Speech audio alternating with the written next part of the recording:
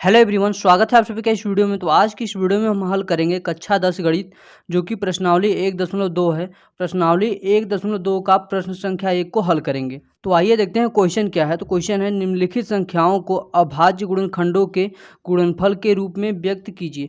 हमें क्या करना है, यहाँ पे जितने भी पार्ट दिए गए हैं, पार्ट 1 से लेकर पार्ट 5 तक, इसे हमें क्या करना है, गुणनफल के रूप में व्यक्त करना है। वह भी किस प्रकार से, अभाज्य गुणनखंडों के गुणनफल के रूप में हमें क्या करना है, व्यक्त करना है।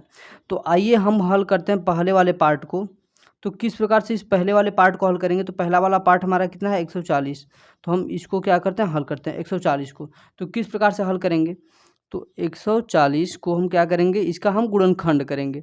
तो गुणनखंड करेंगे तो आप देख रहे हैं इसके लास्ट में क्या है, 0 है। तो 0 हमारी कौन सी संख्या होती है, वो हमारी सम संख्या होती है। तो इसका मतलब कि यह 2 से हमारा कट जाएगा। तो हम इसे क्या करेंगे, सबसे पहले 2 से काटेंगे।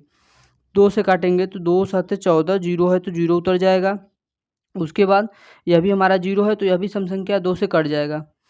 2 से काटेंगे, 2 तियाँ के 6, 1 बचा, यहाँ पे 10 हो गया, 2 5 6 10।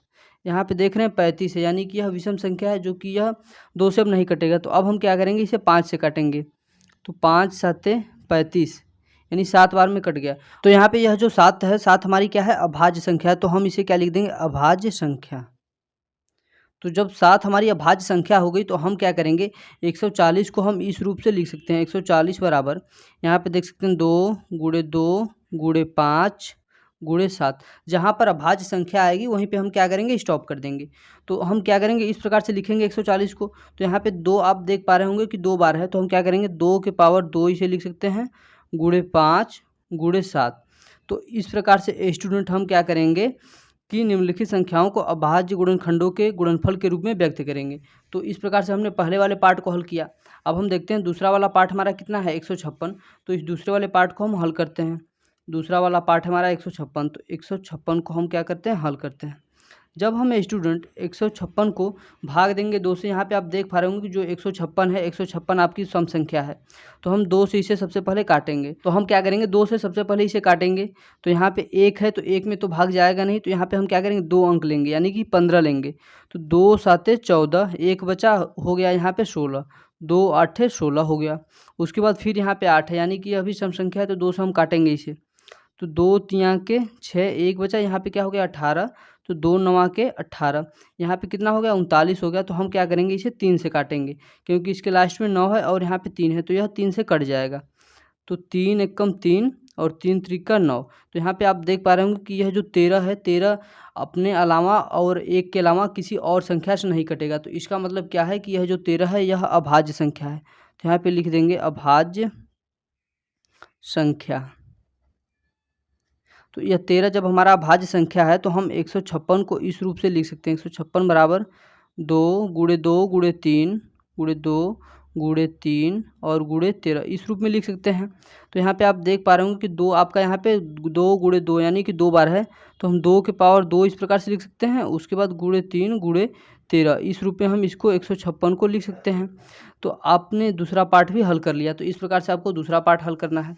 उसके बाद यहाँ पे आप देख पा रहे होंगे तीसरा पार्ट है आपका कितना, 38 25, यानी 3825। तो हम इसको हल करेंगे। तो हम तीसरा वाला पार्ट हल करेंगे, कितना है, 3825 को हम क्या करेंगे, हल करेंगे।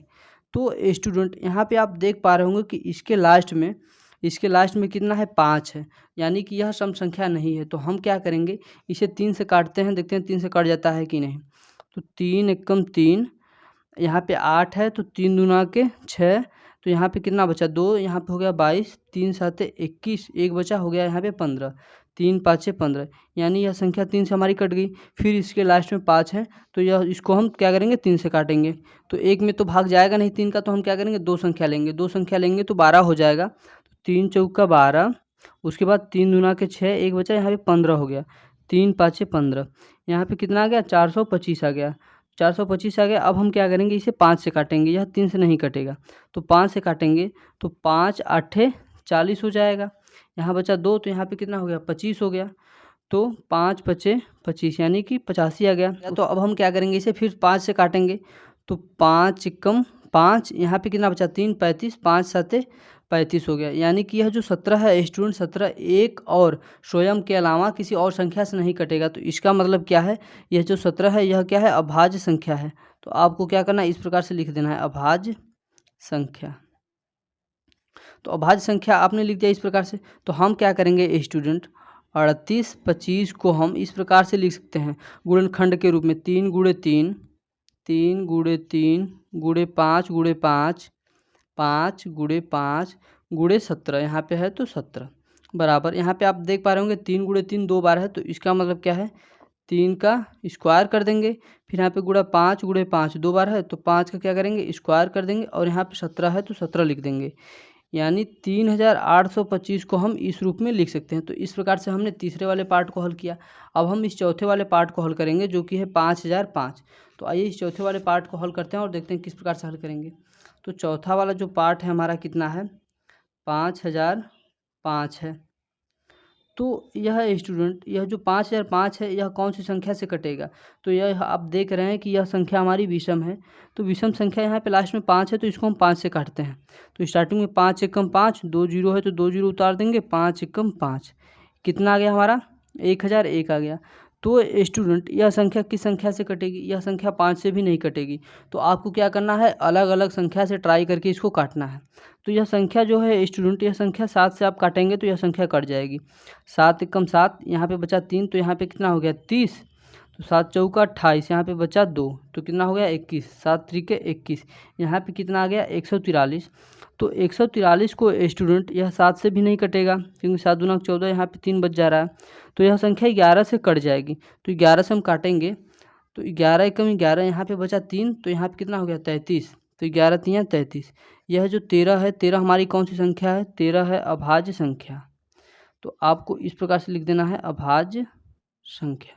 13 जब हमारी अभाज्य संख्या है तो इस हम 5005 को इस रूप में लिख सकते हैं गुणनखंड के रूप में, 5 गुणे 7 गुणे 11 गुणे 13। इस रूप में हम क्या करेंगे, इसको लिख देंगे 5005 को अभाज्य गुणनखंड के रूप में, इस प्रकार से हम लिखेंगे। तो आइए अब हम इस पाँचवें पार्ट को हल करते हैं, जो कि पाँचवा पार्ट है 7429। तो पाँचवा पार्ट है हमारा कितना, 7429। तो इसको हम क्या करेंगे, इसको हम गुणनखंड विधि से हल करते हैं। यहाँ पे आप देख पा रहे होंगे लास्ट में कितना है 9 है। इसका मतलब क्या है कि यह एक विषम संख्या है। यह विषम संख्या है तो कभी भी 2 से नहीं कटेगा। जब यह 2 से नहीं कटेगा स्टूडेंट, तो आपको क्या करना है, अलग अलग संख्या से ट्राई करना है। यह संख्या 3 से भी नहीं कटेगा, न ही 5 से कट पाएगा। तो यह संख्या कौन सी संख्या से कटेगा, यह संख्या 17 से कटेगा।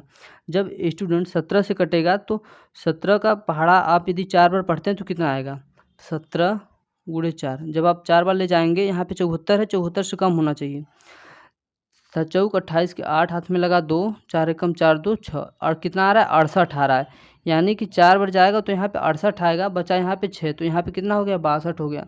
जब यहाँ पे 62 हो गया तो क्या करेंगे आप, 3 बार ले जाइए, देखिए कितना आता है। जब 3 बार ले जाएंगे, 7 त्रिक 21 के 1 हाथ में लगा 2, 3 एकम 3 2 5, कितना आ रहा है 51 आ रहा है। तो जब हम 3 बार ले जाएंगे यहाँ पे तो कितना आएगा 51 आएगा। और यहाँ पे था कितना 62, तो 62 51, यानी 62 में से हम 51 यदि घटाएंगे तो कितना मिल जाएगा हमें, 11 मिल जाएगा। तो यहाँ पे कितना हो जाएगा 119 हो जाएगा। जब यहाँ पे 119 हो जाएगा तो 119 हो जाएगा, तो 7 बार यदि आप ले जाते हैं तो 17 7 119 हो जाता है। 7 बार ले जाएंगे तो कट जाएगा, कितना आ जाएगा 437 आ जाएगा। जब 437 आ जाएगा तो यह संख्या है स्टूडेंट, यह संख्या आपकी जो है 437, यह सिर्फ 19 से कटेगी। बाकी इसके जो नीचे संख्या है उन संख्याओं से नहीं कटेगी। तो 19 के 19, 19 दूना के 38, तो 2 बार ले जाएंगे तो 38। तो यहाँ पे कितना बचा 5, तो हो गया कितना 57। तो 19 तियाँ के 57 हो जाएगा। यानी कि यह जो 23 है, यहाँ पे 23 हमारी क्या है, अभाज्य संख्या है, अभाज्य संख्या। जब यह 23 अभाज्य संख्या है तो इस 7429 को हम इस रूप में लिख सकते हैं, 17 गुणे 19 गुणे 23। तो इस प्रकार से आपको क्या करना है, सारे पार्ट को हल करना है। स्टूडेंट आपको क्या करना है, जो भी संख्या नहीं कट रहा है उसको अलग अलग संख्या से काट करके देखना है कि कौन से संख्या से कटेगा। जब तक आप अधिक से अधिक प्रैक्टिस नहीं करेंगे, यह चीज़ें आपको खुद से नहीं समझ में आएंगी। तो इस प्रकार से स्टूडेंट हमने एक पार्ट नंबर 1 से लेकर पार्ट नंबर 5 तक को हल किया। स्टूडेंट वीडियो अच्छा लगा हो तो वीडियो को लाइक करें, चैनल पर नया है तो प्लीज़ चैनल को सब्सक्राइब कर दें, ताकि मेरे आने वाले सभी वीडियो के नोटिफिकेशन आप सभी को मिलते रहें।